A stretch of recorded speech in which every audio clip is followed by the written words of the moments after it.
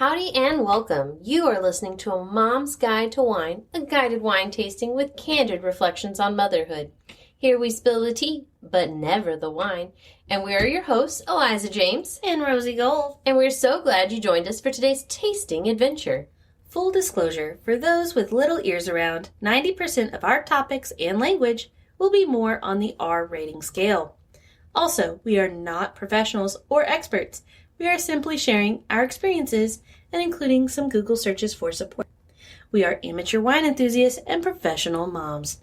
That is our skill set. I feel like the little Catholic kid in me that spoke at like weddings and stuff still coming out. You like that? Yeah, like every 3 words.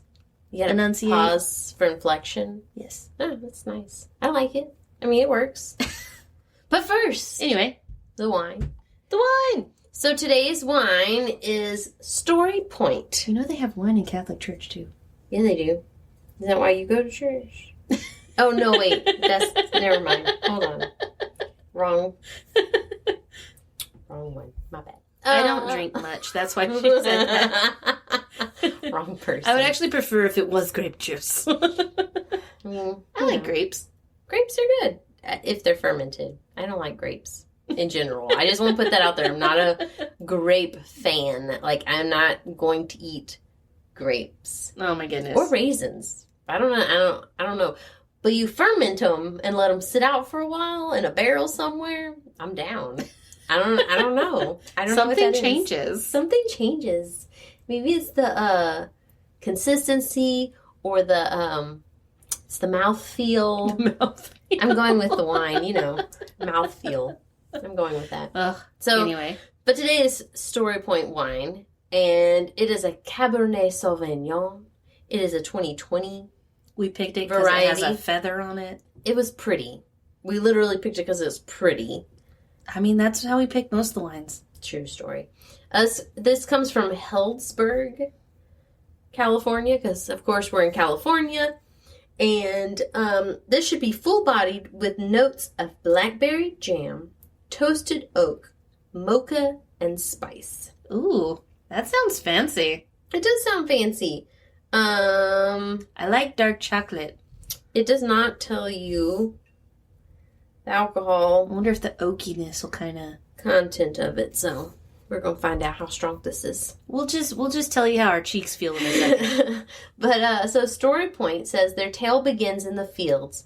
Fruit and grapes are selected from vineyards throughout the North Coast. Each lot of grapes are cold-soaked over time before they ferment them. And then once the grapes are ready, they grade each for taste and blend the best of the lots before aging them in the French oak barrels. I wonder what they soak them in. If it's like just plain cold water? I don't know. It didn't specify. It just says cold soaked. I wonder if it's like a secret recipe. I wonder if it's like mineral water, if it gives a earthier taste to the wine. Ooh. Now we're thinking like wine connoisseurs. Ooh, look at us go. We so need We're to getting go to better some at of those this. classes, though. That'd be fun. That'd be smart. Then we would actually be educated in it. We're just winging it. It says, our rich, bold Cabernet Sauvignon is comprised of grapes grown from California's most storied vineyards. Layers of delicious flavor from each region integrate with notes of nutmeg and vanilla for a complex Cabernet, characterized by expressive notes of dark fruit, fragrant baking spices. Storypoint Cabernet Sauvignon embodies the best aromatic characters and textural elements of California wine regions have to offer. That's a weird sentence. They're very vivid with their word choice. Yeah. We'll see if it matches. They said it should have layers of the blackberry, dark cherry, mint, sage, and black tea, finished with oak signatures of cocoa, molasses, and gingerbread. That's a very odd combination of things. It almost scares me a bit. I feel like it's going to be either really bitter and it'll bite the hell out of our tongues, or it's going to be amazing. Because I really like dark chocolate. They say so I can do bitter, but how much alcohol? But yeah, that it all matters, right? So they said that this is going to pair well with grilled lamb, beef short ribs, and portobello mushrooms, and I like all of I like all that too. So this is a cork bottle, so I'm going to go in through the foil. With our little my handy dandy cork man thing. with his little arms. I don't even know what this is called. It's a wine It just opener. looks like a cork man. I love it. My little cork man. I'm going to stick him in the bottle. He's raising up his hands. There we go. That's me, by the way. Not the bottle. I was trying to... It won't come out. There it goes. There we go. That's what she said. So, I also prepared us a cheese tray today. So I love me some cheese. Today's episode... I'm trying to get the foil off. Hold on. I can't talk and do something, apparently, at the same time. There we go. So, today's episode... We are on season 2, episode 13. It's a beautiful color. 13. We're doing budgeting. Where's Taylor Swift? Oh, we should have played as Taylor Swift. No! Gosh, dang it. That was a missed opportunity. We ruined it. But anyway. I mean, we're not going to stop. Lucky number 13. We're not going to redo this. No. We're bringing back budgeting. Ugh, budgets. Budgets. Can't go to the Taylor Swift concert on a budget. No. Most people probably couldn't. It smells pretty. It does It's smell. a little more earthier than a lot of the ones we've been drinking. I get the oak. I definitely can smell oak and the chocolate cocoa smell. It definitely, there's some chocolate. Off the back end. Mm-hmm. It smells nice. It better taste nice or I'm going to be pissed. It doesn't have very long legs, though. Mm-mm. Means it doesn't have a lot of sugar. No. Which means Rosie might die. Eliza will be all right. Yeah, you can make it. I know our buddy. We've talked about our one of our closest friends multiple times because she has a 5-year-old daughter, and one of the things is she loves red wine, and so she can handle she wants it darker, high alcohol the better. content, bitter. She loves that stuff, and I can't. Some of them take me a bit, but I like to try them because I'm always down to try new stuff.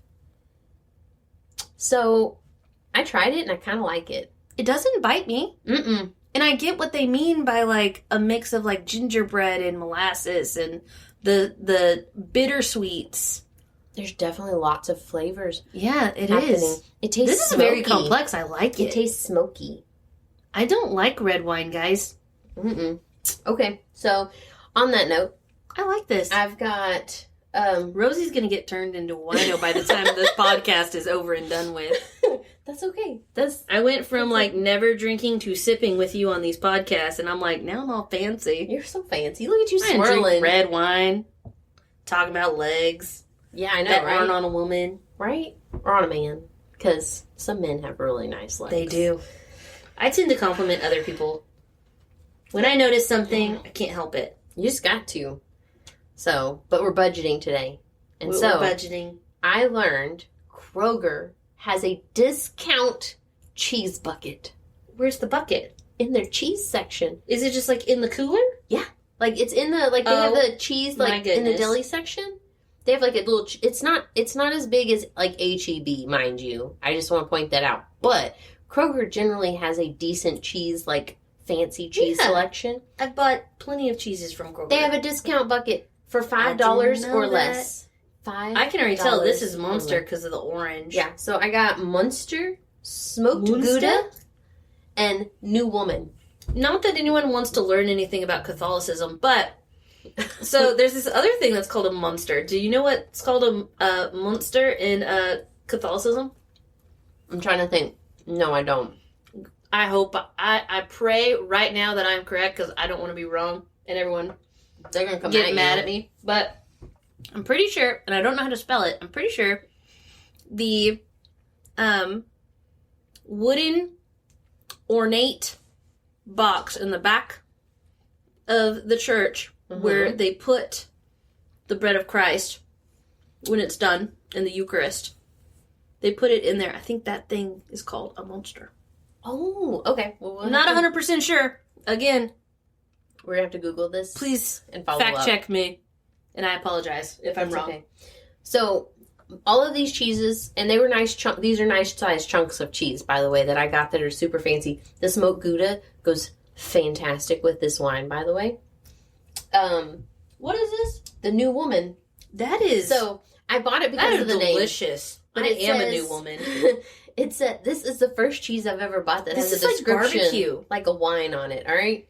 So, it says, adding Jamaican jerk spices creates a cheese with a warm, nutty, spicy flavor. It's smoky and earthy with a touch of brown sugar and cloves. New woman, unusual and satisfying flavor is sure to excite Oh my goodness. your I taste can taste buds. all of the mint and cherries and blackberries In the after I wine? ate this. Yeah. All right, well, I'm going to try the New It's Woman. good. I bought it because It's like eating barbecue. Smoky. It said smoky, and I thought, well, Cabernets are generally like a smokier wine. Oh, yeah, this is going to be good. Okay, here we go. Oh, this cheese is good. It's delicious. You're a new woman, aren't you? You sat up straighter. Oh, shit. All right, that's good. Pop that chest out a I little. know, I'm like, oh. So this Oh, my chunk of goodness. cheese, all of these were I don't know under- what's happened to me. They were like $2 a piece. Each chunk. It's delicious. And they're like nice size. I mean, it's perfect for a charcuterie board. This was a very cheap and inexpensive charcuterie board, and I got super nice cheeses. So, Kroger has a discount cheese bucket, FYI. I didn't know that. I like it. We got real quiet. Oh my gosh. It's really good with that new woman It's cheese. so good. Oh my gosh. We're having It's pretty good with the Gouda. pork chops for dinner tonight. I'm going to spice them up a bit. Yeah, I think I'll actually drink a glass of this. Mm. Look at us go. Oh my gosh. I feel like fancy. Rosie's happy. So if y'all don't normally taste with us and buy the wine first, let me tell you should buy this wine after you hear us. This is really good. Yes. I'm not a big red person. Like, I'm very picky. I would buy this again. 10 out of 10 recommend. Yeah, this is a more on the higher end scale of wine that I purchased. So this was like $14. Still way affordable. Way affordable. My top of my budget's usually $30 on a bottle of wine, but I'm snobby sometimes. Yeah. I buy ports that are $50+, so I'm a little snobby. Not ridiculously snobby, but a little. When I have bought wine, I was with you, and you helped me pick them, and we put them in the thing, and then you took them to your house. Yeah. So that we can try them on this podcast. Yeah, that's how shopping for wine goes for you. You're like, she picks it, and we take it home. I say money. Yeah. We try to buy a bunch at a time. That way we're like... You also save money at a lot of these places. If you buy 6 bottles is typically the number. Sometimes you'll get one for free or just a discount. Yep. It's usually at least 10% off. At least 10% off. So it's definitely worth it. Yeah, if you're going to buy wine, buy in bulk. Half a case is considered 6. 12 bottles is considered a case, generally speaking. I smell more of the sweet notes now. It smells sweet. I smell a lot of the mint and the sage now, too. Yeah, I agree. That's crazy. This is crazy. It's chemistry class in a wine glass. All right, I'm going to need a refill on this. But anyway. Did we mention we did have a podcast today? I promise we were supposed to talk about things. We're a little distracted. Who's on a budget? Back to a budget. So I thought it would be important to describe what a budget is. Because maybe you don't know. But a budget is considered an estimate of income and expenditure, which means your expenses, what you plan to spend, and it's over a set period of time. So most people budget for a month, for 2 weeks, whatever your paycheck is usually is how people budget. Yes. A yearly, I don't know anybody on a yearly budget, but, teach their own. But budgeting takes cooperation of you and your partner. You can't do it alone. Like, I speak from previous marriage experience. You can't do it alone. And even if you keep your finances mostly separate, there's still a give or take that you're going to have to talk about, especially when it comes to goal setting. Mm-hmm. Because a lot of goals, if they're a goal for one of you, a lot of times it's expensive enough that it's truly a goal for both of you, even if you're not treating it like that. Mm-hmm. And it have to be that mindset that you're working and you're in it together. Because if you don't, it's not going to work. Like, it will not work. And so I think that's like the most important thing you need to know about a budget. And if you cannot agree on it with your partner, forget it. It won't happen. Also, I'm a very flighty person, and so I say a lot of things. And if I get really excited about something and I'm like, I really want to buy that one day, and I'm like, that's going to be my goal, I'm going to